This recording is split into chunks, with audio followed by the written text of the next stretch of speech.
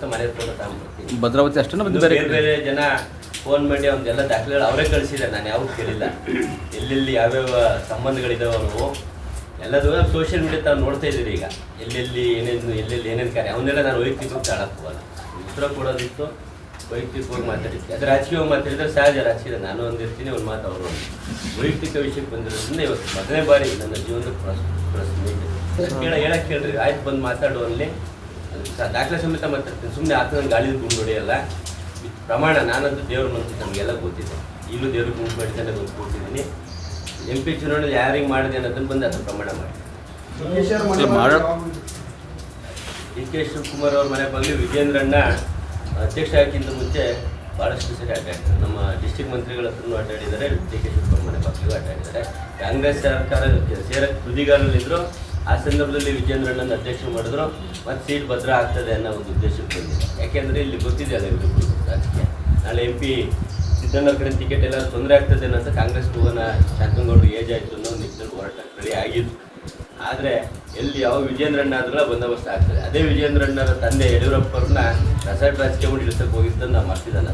Adjustment politics ಮಾಡು, ಮಾಡಬೇಡ ಅಂತೇಳಿ ಒಂದು ಸೈಡ್ ಮಾಡೋದು. ಕಾಂಗ್ರೆಸ್ ಬೇಕಾ ಕಾಂಗ್ರೆಸ್ಸಿಗಿರು, BJP ಬೇಕಾ BJP, ಅಲ್ಲಿ ಇಲ್ಲಿ ಎರಡು ಕಡೆ ದ್ವಂದ್ವ ನೀತಿ ಮಾಡಬೇಡ. ಈಗ ಮಾಡ್ತಿದಾರಲ್ಲ, ಹುಟ್ಟಿರೋ ಜನಾಂಗ ಜಂಗಮ ಜನಾಂಗ ಸರ್ಟಿಫಿಕೇಟ್ ಕೇಳ್ತಿರೋದು ಪರಿಸ್ಥಿತಿ ಇದೇ. ಅವ್ರ ಮನಸ್ಸಿನ ಗೊಂದಲ ಇಲ್ಲೇ ಗೊತ್ತಾಗ್ತದೆ.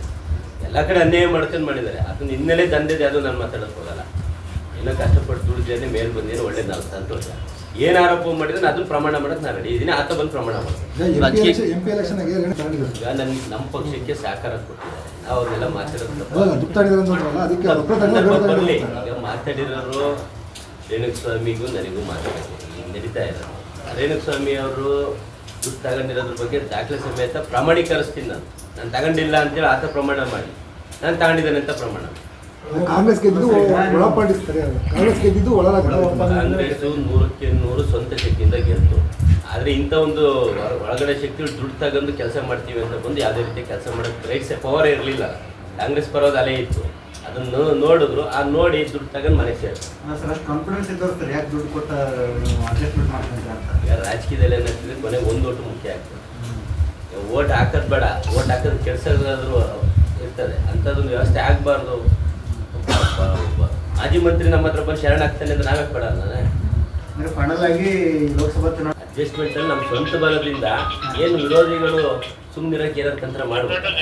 ಈಗ ನಾವು ಲೇಟಾಗಿ ಬಂದ್ವಿ ಅಂತ ನೀವು ಅಂದ್ರಿ, ಸಾರಿಗೆ ಸರಿ ಮಾಡ್ಕೊಂತಾರ. ಸರ್ ಅದಕ್ಕೀಗ